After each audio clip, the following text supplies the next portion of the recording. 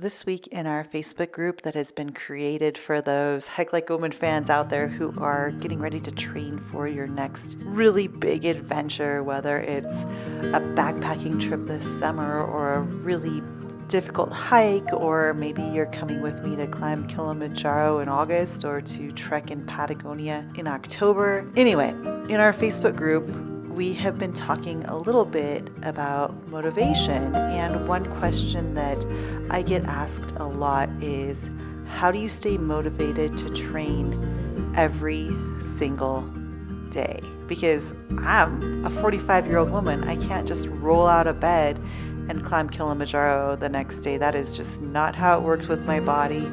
I have to train every single day so that I can be prepared physically and mentally for all of these big adventures. So how do you stay motivated to train every single day? And honestly, my answer might surprise you. I don't rely on motivation. In fact, I hate the word motivation.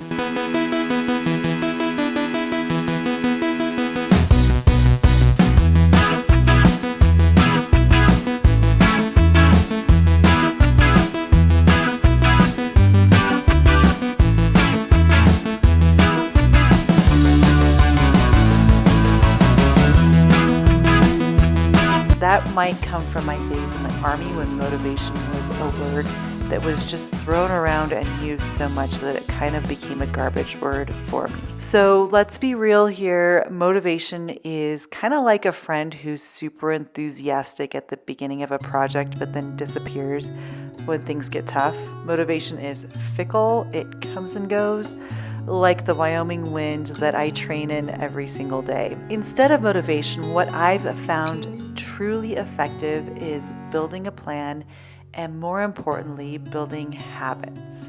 Every single Sunday, I sit down and I map out my training for the week. I reflect on what I did the previous week. I reflect on workouts that I might have missed or workouts that didn't go as I had expected. And then I think about the next week and I look at my schedule and I see what's going on with work and what's going on with family and with house projects, because you've probably seen this massive remodel that we are in. And I look at all of those things. I put my family on the calendar first, and then I put my workouts even before my work. I've been sharing my weekly workouts over on our Facebook group, so be sure to go check those out. Because to me, if it's not on the calendar, just like any other appointment, my training doesn't get done. Think about brushing your teeth. Do you wake up every morning motivated to scrub your pearly whites?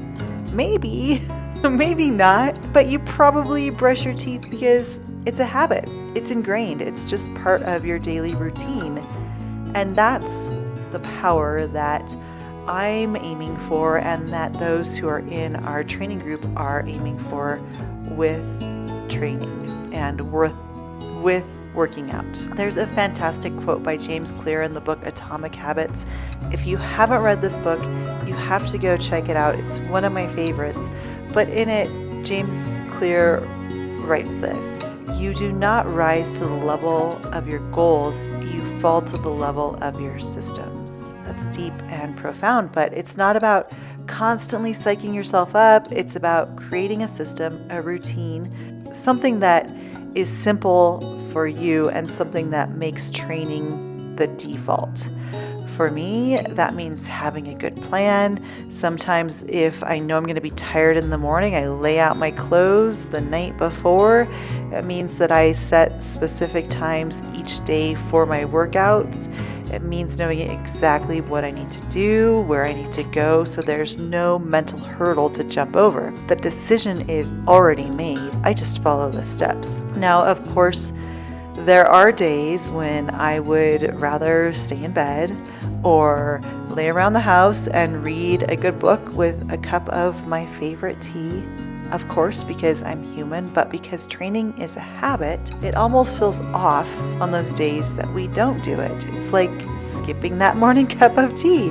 Something just feels missing. My challenge for you, if you're struggling with motivation, is to think about something you do consistently without much thought.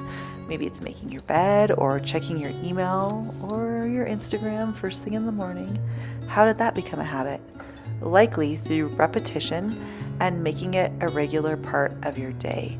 We can apply that same principle to our Kilimanjaro prep, or our Patagonia prep, or our West Highland Way prep, or our Tour de Mont Blanc prep, or whatever big adventure you are currently preparing your body and your mind for. This week, my focus was actually not on Kilimanjaro.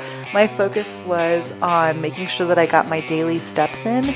It was focusing on doing a 7-day yoga challenge, and it was focusing on actually getting some strength workouts done, which are not my favorite, but I try to do them anyway. And the thing about training is it's not glamorous. Part of my reason for documenting my videos of me training here is to show you that it's not glamorous. I'm out there in the cold, the rain, I'm not wearing makeup, I don't look pretty, and it's not easy, but it is consistent. And that consistency, fueled by habit, is what ultimately got me to the summit of Kilimanjaro last year, and what is going to get me to the summit of Kilimanjaro again this year. So I would challenge you to ditch the pressure to be constantly motivated. Instead, focus on building those tiny training habits, one day at a time.